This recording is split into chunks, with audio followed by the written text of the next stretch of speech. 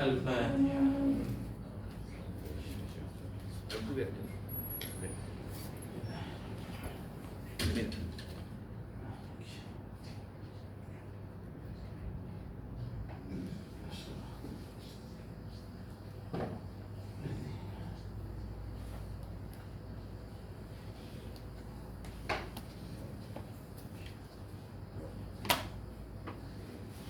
Bismillahirrahmanirrahim.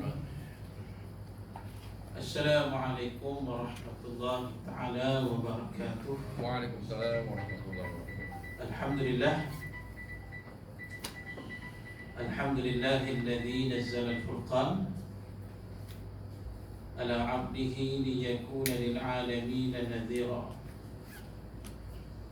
Walladzi arsala rasulahu bil huda wa dinil haqq liyudhhirahu 'ala ad-din kullihi walau karihal kafirun. Ashhadu an la ilaha illallah wahdahu la syarika lah wa ashhadu anna Muhammadan 'abduhu wa rasuluh.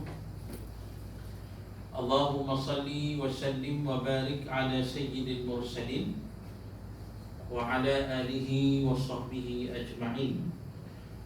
Subhanaka la 'ilma lana illa ma 'allamtana innaka antal 'alimul hakim. Wala hawla wala quwwata illa billahil 'aliyyil 'azim.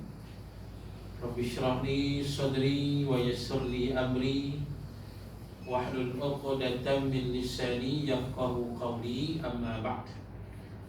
Fa ya ibadallah ittaqullah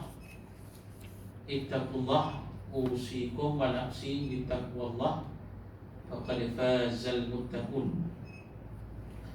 Qala Allah Ta'ala fil kitabihil karim, a'udzu billahi minasyaitonir rajim. Al-haqqu min rabbik fala takunanna minal mumtarin. Shadaqallahul azim. Wa qala Rasulullah sallallahu alaihi wasallam, ballighu anni walau ayah. Tuan-tuan muslimin dan muslimat yang mudah-mudahan dirahmati oleh Allah. Alhamdulillah, kita bersyukur kepada Allah. InsyaAllah pada tengah hari ini kita sambung pengajian kita yang berdasarkan kitab Tazkirah dan Taujihat Surah Al-Anfal, pengajaran dan teladan dari semasa dan selepas peperangan Badar. Jadi hari ini kita masuk pada surat berapa? 23. Berapa? Ayat baru. 23? 53? 33. Ayat yang 15-16.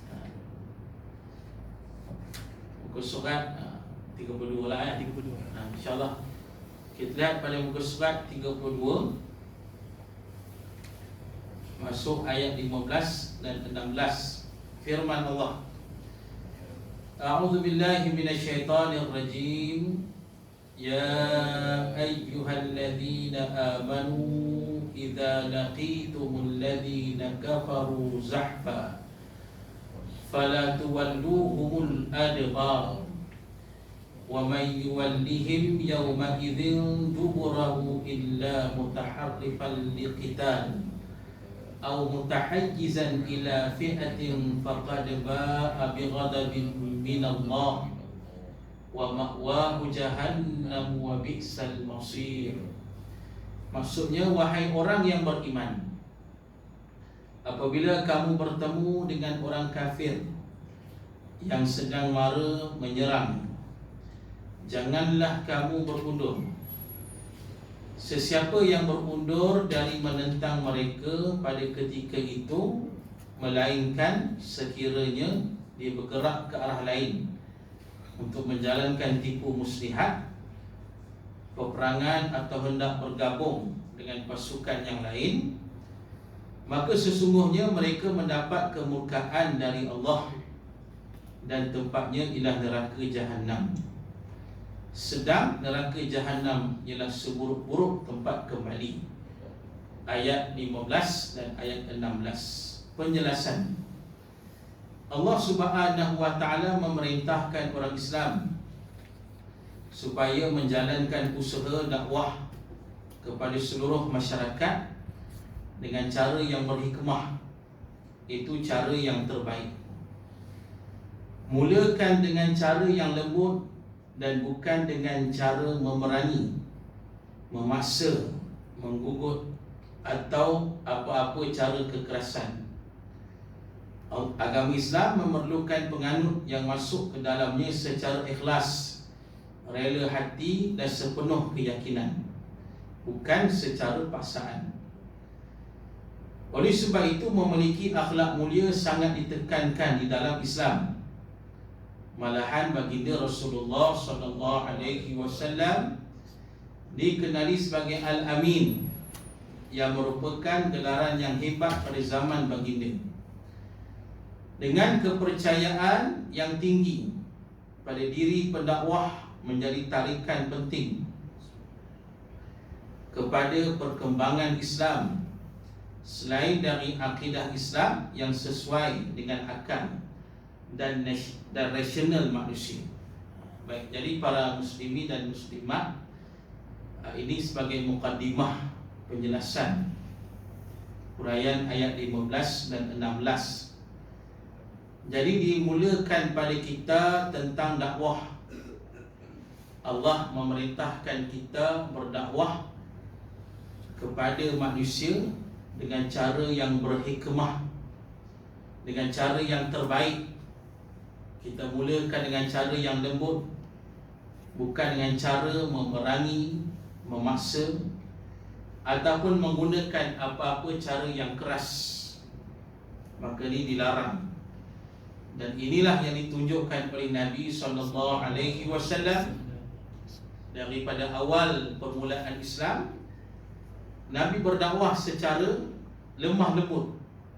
Nabi berdakwah secara mengajak mereka mengenal Islam, menyuruh mereka beriman pada Allah, sembah hanya pada Allah, tidak syirik pada Allah, dan menerima Nabi Muhammad SAW sebagai Rasulullah.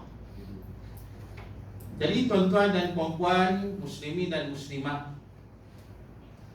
disebut tadi, dan kita tak boleh paksa, sebab kita nak orang masuk Islam ni dengan ikhlas, rela hati dan sepenuh keyakinan. Sebab bila mereka dalam keadaan rela hati, yakin, maka pada masa itulah akan melahirkan orang Islam yang berkualiti keimanan mereka kepada Allah Subhanahu wa ta'ala. Kalau sekiranya dalam keadaan paksa, maka terpaksalah ni. Macam kita baca sejarah peperangan selepas Mongol dan Tatar menjatuhkan Iraq, Abbasiyah.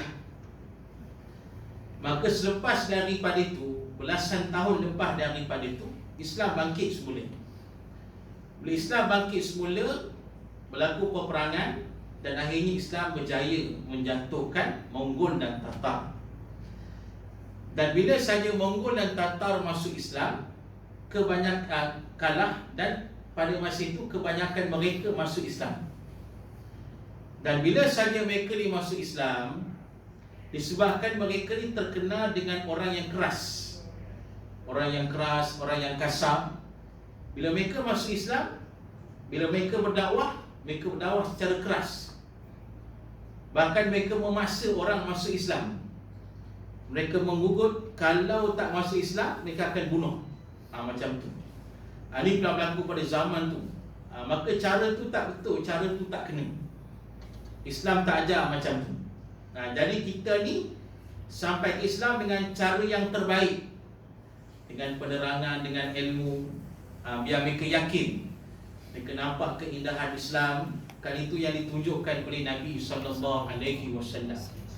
Pasal itu kata Dr. Yusuf Al-Qardawi hafizahullah ta'ala, dia kata Islam berkembang seluruh dunia bukan disebabkan peperangan, tapi Islam berkembang seluruh dunia kerana akhlak Islam yang ditonjolkan oleh setiap penganut Islam yang beriman kepada Allah Subhanahu wa ta'ala. Sebab akhlak Islam berkembang.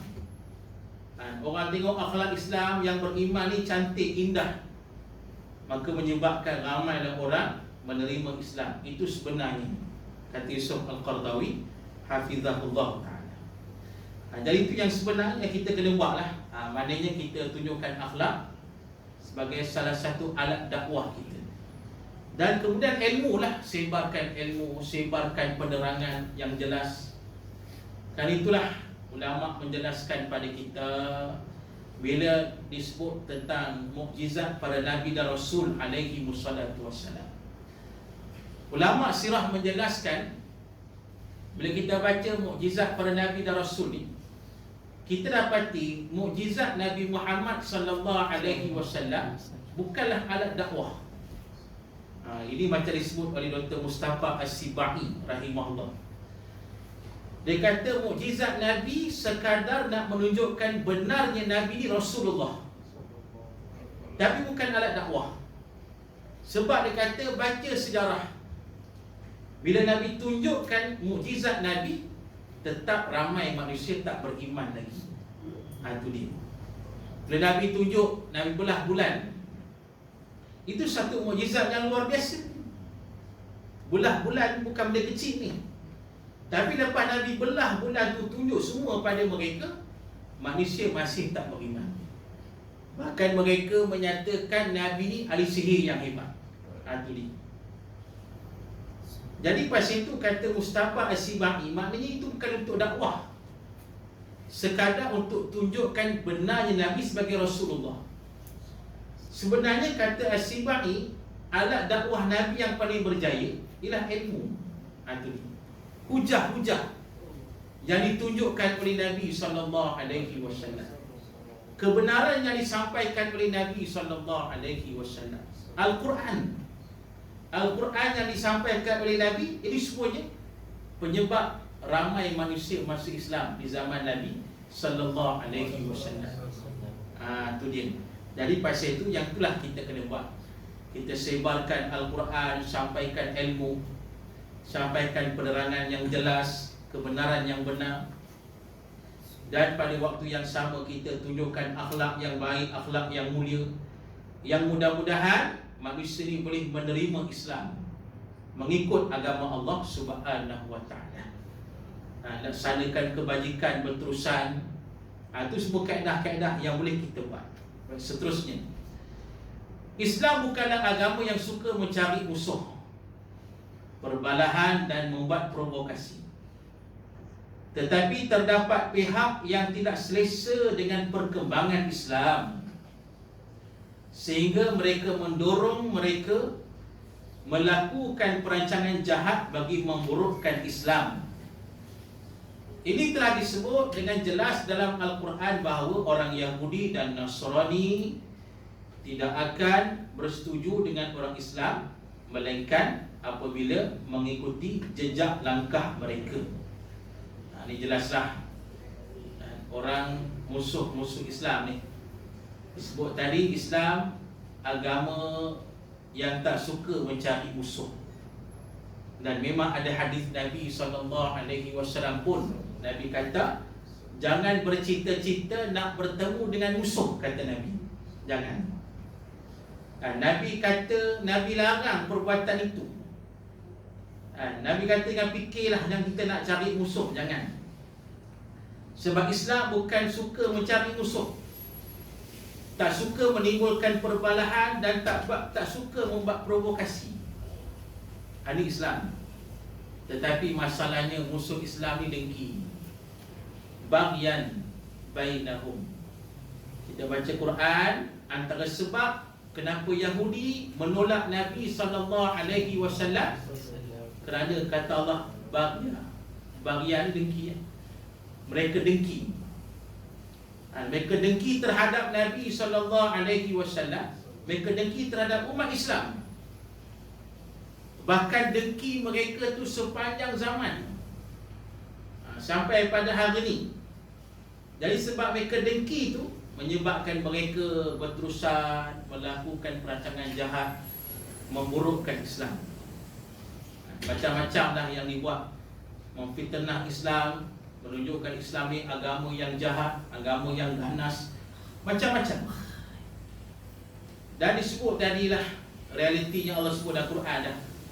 Dan ayat yang terkenal, walan tarda ankal yahud walan nasara hatta tattabi'a millatahum.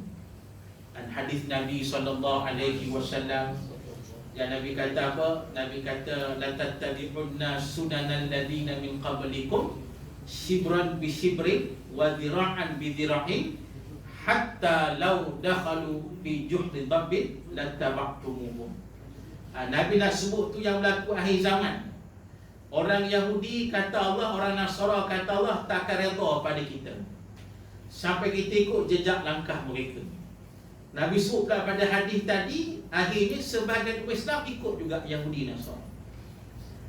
Dan mana berjaya juga Yahudi Nasara ni menarik kita, menarik umat Islam, menyebabkan sebahagian umat Islam yang ikut perangai Yahudi, perangai Nasara. Sampai kata Nabi, hatta law dakhalu fi juhri dabbin, sampai kalau mereka masuk lubang biawak sekalipun akan ikut juga. Mana bila Yahudi Nasara buat benda tak betul pun ikut juga, support juga. Itu masuk. Ini yang berlaku di akhir zaman lah. Baik. Dan seterusnya ini juga diperhatikan dengan pemikir barat seperti Fukuyama dan Huntington yang menegaskan bahawa tamadun Islam dan barat akan bertembung dan tidak dapat berkompromi. Barat telah mencipta pelbagai helah, propaganda dan manipulasi untuk memastikan Islam, bahawa Islam tidak berkembang, termasuk memerangi Islam secara bersenjata. Itulah pemikir-pemikir barat pun memikirkan perkara yang samalah. Maknanya mereka menyatakan tamadun Islam dan barat akan bertembung dan tidak dapat berkompromi. Itulah yang berlaku. Akan berlaku pertembungan sepanjang zaman. Bahkan memang ada hadis-hadis Nabi SAW bila Nabi menjelaskan pada kita pasal peperangan yang berlaku di akhir zaman. Dalam satu hadis Rasulullah menerangkan pada kita akhir zaman ni akan banyak berlakunya al-haraj, al-harju ataupun al-haraj. Jadi sahabat Nabi tanya, apa benda al-haraj itu ya Rasulullah? Maka jawab Nabi SAW, al-qatlu, al-qatlu, al-qatlu. Nabi ulang 3 kali. Maksudnya apa? Peperangan demi peperangan demi peperangan. Masih belakang berlaku pertemuan demi pertemuan ni. Pada hadis yang lain, riwayat Imam At-Tirmidzi, Nabi jelaskan pada kita yang berlaku di akhir zaman ni peperangan antara Islam dengan barat akan berlaku. Islam dengan barat, Islam dengan Islam. Nabi sebut benda tu semua. Pertemuan tu akan berlaku berterusan, yang menunjukkan tanda-tanda kiamat pada hari ini. Ini tuan-tuan, kadang-kadang pertemuan itu bukan secara fizikal, secara pemikiran, ideologi dan sebagainya. Macam ni banyak pertemuan secara ideologi ini. Ramai umat Islam yang terpengaruh dengan ideologi yang sesat yang dicipta oleh barat. Baik, seterusnya Rasulullah SAW ada menegaskan bahawa tidak wajar mencari musuh atau bercita-cita bertemu dengan musuh. Ini kita sebut tadi. Sabda Nabi SAW, la tamannau liqa'al aduwa was'alullaha al-afiyah wa idza laqitumuhum fasbiru. Tengok apa Nabi kata. Janganlah kamu bercita-cita bertemu dengan musuh, mintalah kesejahteraan kepada Allah. Sekiranya kamu bertembung dengan mereka, maka hadapilah dengan sabar. Hadis sahih riwayat Imam Al-Bukhari. Baik, pada hadis ini Nabi sebut 3 perkara. Yang pertama kata Nabi SAW, la tamannau liqa'al aduwa. Jangan bercita-cita, jangan berharap untuk bertembung dengan musuh. ataupun untuk bertemu dengan musuh. Jangan cari musuh, kata Nabi. Itu yang pertama. Yang kedua, kata Nabi SAW, was'alullahal afiyah. Mintalah pada Allah kesejahteraan, keselamatan. Itu yang terbaik. Kita bukan nak cari gaduh, kita bukan nak cari pasal, kita bukan nak berpecah, tapi Nabi kata kita nak kesejahteraan. Jadi kita usaha nak mendamaikan manusia. Kita tak nak bergaduh. Itu yang kedua. Sampai yang ketiga baru Nabi sebut. Nabi kata wa idza laqitumuhum fasbiru. Tapi kalau sekiranya bertembung juga dengan musuh, kita memang tak nak cari musuh, tak nak berbalah, tak nak bergaduh, tak nak cari musuh, tak nak temu musuh ni. Kita tak nak, kita nak sejahtera, nak damai gitu. Tapi kalau sekiranya bertembung juga, mana musuh ni tetap nak memerangi kita, musuh ni tetap tak nak berdamai dengan kita, musuh ni tetap nak serang kita, maka Nabi kata fasbiru, maka hadapilah dengan sabar. Berundur tidak, hadapi, kena hadapi. Itu Islam ajar. Berundur tidak. Kita tak nak perbalahan, tak nak pertembungan, tak nak bermusuh, kita nak kesejahteraan. Tapi kalau tak boleh elak juga, Nabi kata orang nak bermusuh juga, maka hadapi dengan sabar, bukan berundur. Itu dilarang oleh Allah dan Rasul sallallahu alaihi wasallam. Dan ayat yang kita baca tadi, surah Al-Anfal ini ayat 15, ancaman Allah kepada mereka yang berundur, yang mengundurkan diri daripada medan perjuangan, medan perang. Baik. Hadis ini melarang sikap sengaja mencari musuh. Tetapi apabila musuh datang menyerang, mereka hendaklah sabar, tetap pendirian dan tidak lari dari medan perang. Itu dia. Bila musuh datang, tetap kena sabar kita ni, tetapkan pendirian kita dan tak lari daripada medan perang. Muslimin dan muslimat jadi rahmati oleh Allah, perkara inilah yang pernah disebut oleh seorang sahabat Nabi ketika mana perang Badar ni lah. Sahabat Nabi yang bernama Sa'ad bin Mu'az radhiyallahu anhu, yang berkata kepada Nabi sallallahu alaihi wasallam, kalau Nabi arahkan kita berperang di tengah lautan pun kami akan pergi, dia kata. Kalau Nabi arahkan kami berperang di tengah lautan, kami akan pergi. Dan diberi jaminan kepada Nabi sallallahu alaihi wasallam, kamu akan lihat wahai Rasulullah, kata Sa'ad, kami ni akan tetap pendirian kami. Kami takkan khianat, kami takkan berpaling, kami takkan mengundur. Pasal apa? Yakin pada janji Allah dan Rasul sallallahu alaihi wasallam. Ini kata, orang kata kekuatan para sahabat Nabi ridwanullah alaihim ajma'in. Hadis ini mengukuhkan penyataan dalam ayat Al-Quran yang dibaca tadi, bahawa orang Islam perlu teguh pendirian dan menyaut cabaran bila datang bertentangan daripada musuh. Contoh yang terbaik ditunjukkan dalam perkara ini ialah tentera Islam yang dipimpin oleh Khalid Al-Walid radhiyallahu anhu, yang berjumlah 3,000 orang berhadapan dengan tentera Rom yang berjumlah 200,000 orang tentera. Satu jumlah yang sangat besar, tetapi orang Islam sanggup berhadapan dengan musuh, tentera musuh yang jumlahnya 7 kali ganda ramai dengan jumlah mereka. Ini contoh perang Mu'tah. Perang Mu'tah, bagaimana ditunjukkan orang Islam tak berundur. Walaupun tentera Islam seramai 3,000 orang sahaja, padahal tentera Rom seramai 200,000 orang. Beza 7 kali ganda. Ini kita baca sejarah ni, hebatlah kisah ni.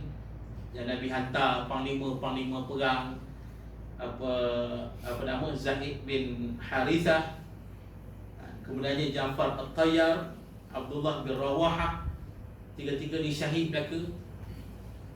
Bila tengah habis tiga-tiga ni syahid belaka, tak ada orang lain nak jadi panglima perang. Pasal Nabi lantik setakat tiga tu. Tiga-tiga dah syahid, jadi tentera Islam tak ada panglima perang. Duk tengah kalut kena kepung dengan musuh dengan Rom ni, maka mereka ternampaklah Khalid Al-Walid radhiyallahu anhu. Jadi mereka terus lantik Khalid Al-Walid sebagai panglima. Khalid Al-Walid kata dia tak nak, dia kata tak boleh. Pasal aku baru je masuk Islam, kata Khalid Al-Walid. Jadi kata tentera Islam, tidak, kami setuju kau jadi panglima kami. Itu yang masa tu Khalid Al-Walid pun okey. Dia pun atur strategi kan. Jadi kita cerita dah macam mana Khalid Al-Walid menyusun formasi gerakan burung untuk mengelak daripada orang kata kepungan Rom pada masa itu. Bayangkan 200,000 orang kepung, 3,000 orang saja tuan-tuan. Satu pertemuan yang sangat dahsyat pada masa itu. Kilang kabut. Tapi Khalid Al-Walid ni bijak lah. Dia gunakan strategi mantap tu. Dia atur cantik, ada kepala burung, ada sayap, 2 sayap, ada ekor burung. Dia buat macam tu. Ini ceritanya panjang. Tapi akhirnya berjaya memecahkan kepungan Rom. Berjaya. Sampai Rom jadi terkejut, takut dan lemah pada masa itu. Menyebabkan pada masa itu peperangan habis gitu je. Sebab Rom terkejut. Tak sangka boleh dipecahkan dengan tentera Islam yang sedikit macam tu. Itu kehebatan lah.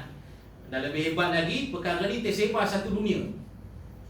Tersebar satu dunia yang menyatakan tentera Islam berjaya memecahkan kepungan Rom. Itu dia. Jadi dunia makin takut pada Islam pada masa itu. Jadi tuan-tuan para muslim, ini contoh macam mana tentera Islam tidak berundur walaupun berhadapan dengan musuh yang lebih ramai. Baik. Seperti mana Islam mengajarkan sikap tidak mencari musuh, pendakwah Islam juga tidak dianjurkan menyemai kebencian, permusuhan dan prejudis terhadap golongan sasaran dakwah. Begitulah juga pendakwah juga perlu mengelak dari sikap menabur provokasi dan prejudis sehingga menimbulkan suasana yang tegang dan mencurigai dalam masyarakat majmuk. Semua sikap ini tidak membantu perkembangan dakwah. Sebaliknya, ia merenggangkan hubungan antara pendakwah dengan kelompok sasaran dakwah. Jadi ditujukan pada kita sebagai yang berdakwah, kerana kita diperintahkan oleh Allah untuk melaksanakan dakwah. Jadi bila kita nak melaksanakan dakwah, berdakwalah dengan ilmu. Sebab itulah tuan-tuan, macam almarhum Dr. Abdul Karim Zaidan rahimahullah menulis kitab khusus tentang usul dakwah, 2 jilid tentang kaedah dakwah. Sebab dakwah ni ada kaedah, ada cara, ada strategi dia.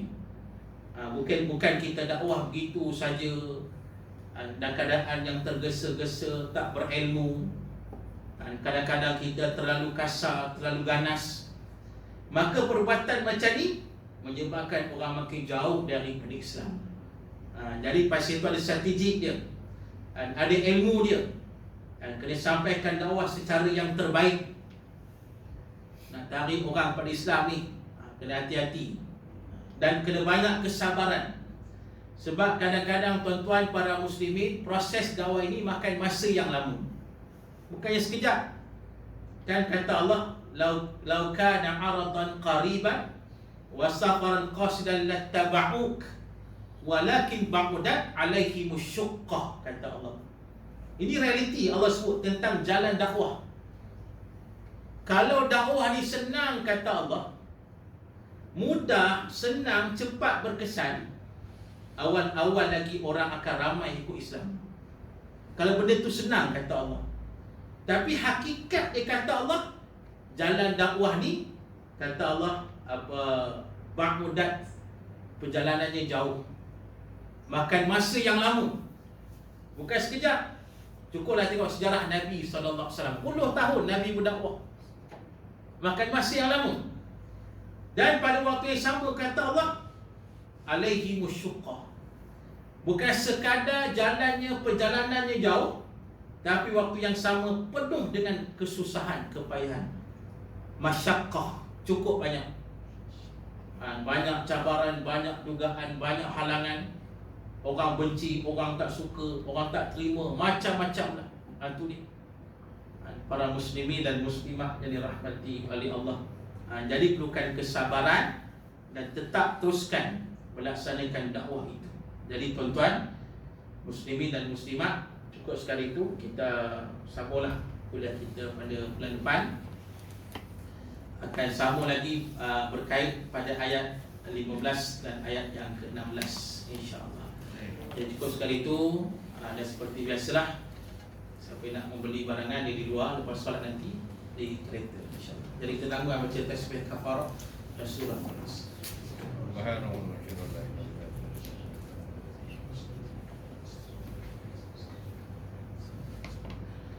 أعوذ بالله من الشيطان الرجيم بسم الله الرحمن الرحيم الحمد لله رب العالمين والصلاة والسلام على أشرف الأنبياء والمرسلين وعلى آله وصحبه أجمعين رضينا بالله ربا وبالإسلام دينا وبمحمد نبيا ورسولا اللهم أغننا بالعلم وزينا بالحلم وأكرمنا بالتقوى وجملنا بالعافية اللهم إنا نعوذ بك من زوال نعمتك وتحول عافيتك وفجاءة نقمتك وجميع سخطك اللهم إنا نعوذ بك من البرص والجنون والجذام من سيء الأسقام اللهم إنا نسألك علما نافعا ورزقا طيبا وعملا متقبلا اللهم بارك لنا في شعبان وبلغنا